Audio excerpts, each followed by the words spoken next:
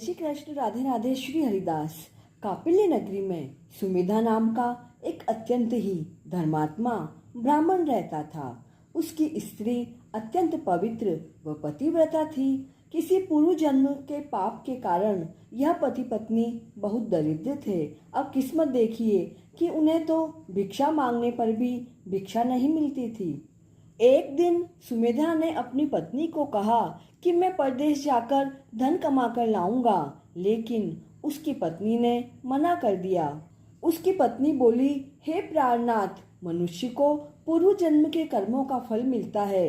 अब सुमेरु पर्वत पर रहते हुए भी मनुष्य को बिना भाग्य के सोना नहीं मिलता, इसीलिए आपको यहीं पर रहना चाहिए, क्योंकि मैं आपका वियोग नहीं सह सकती। पति बगैर स्त्री की माता, पिता, भाई, ससुर तथा संबंधी निंदा करते हैं। इसलिए हे प्राणनाथ, आपको कहीं जाने की कोई आवश्यकता नहीं है। जो भी भाग्य में होगा वह यही मिल जाएगा। पत्नी की बात को मानकर ब्राह्मण परदेश नहीं गया। समय व्यतीत होता रहा। एक बार कौंडिन्य मुनि उसी जगह आए। उन्हें देखकर सुमेधा और उसकी पत्नी ने उन्हें प्रणाम किया और बोले कि आज हम धन्य हुए।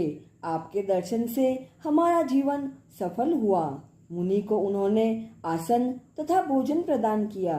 भोजन देने के पश्चात उसकी पत्नी बोली, हे मुनिवर, आप मुझे दरिद्रता का नाश करने की विधि बताएं। मुझे पूर्ण विश्वास है कि अब मेरी दरिद्रता शीघ्र ही खत्म हो जाएगी। इस पर कौंडिन्य मुनि बोले कि मल मास की कृष्ण पक्ष की परमा एकादशी के व्रत से समस्त पाप, दुख और दरिद्रता आदि नष्ट हो जाते हैं। फिर कौंडिन्य मुनि ने उन्हें एकादशी के व्रत की विधि कहकर बताई। मुनि बोले, हे ब्राह्मणी, पंचरात्रि व्रत इससे भी अधिक उत्तम है।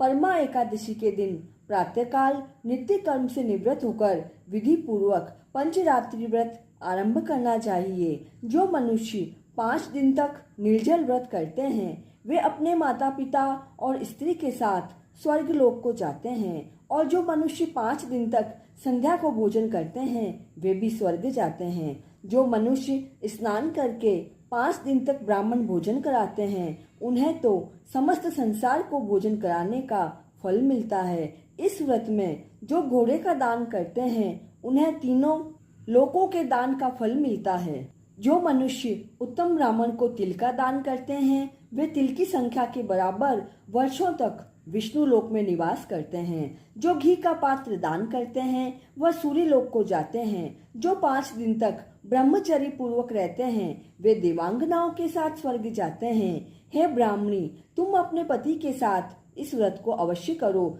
इससे तुम्हें अवश्य ही सिद्धि और अंत में स्वर्ग की प्राप्ति होगी। कौंडिन्य मुनि के कहे अनुसार उन्होंने परमा एकादशी का 5 दिन तक का व्रत किया। व्रत समाप्त करने पर ब्राह्मण की पत्नी ने एक राजकुमार को अपने यहाँ आते हुए देखा।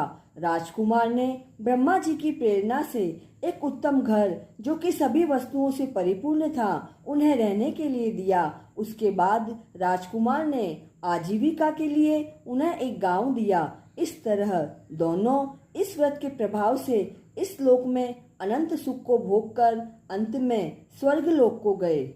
आगे श्री कृष्ण कहते हैं, हे पार्थ, जो मनुष्य परमा एकादशी का व्रत करता है उसे समस्त तीर्थों व यज्ञों का फल प्राप्त होता है। जिस तरह संसार में 2 पैरों वालों में ब्राह्मण, 4 पैरों वालों में गो, देवताओं में इंद्रराज श्रेष्ठ है, उसी तरह मासों में अधिक मास उत्तम है। इस महीने में पंचरात्रि अत्यंत पुण्य देने वाली है। जो मनुष्य इस व्रत को करता है वह धनवान हो जाता है।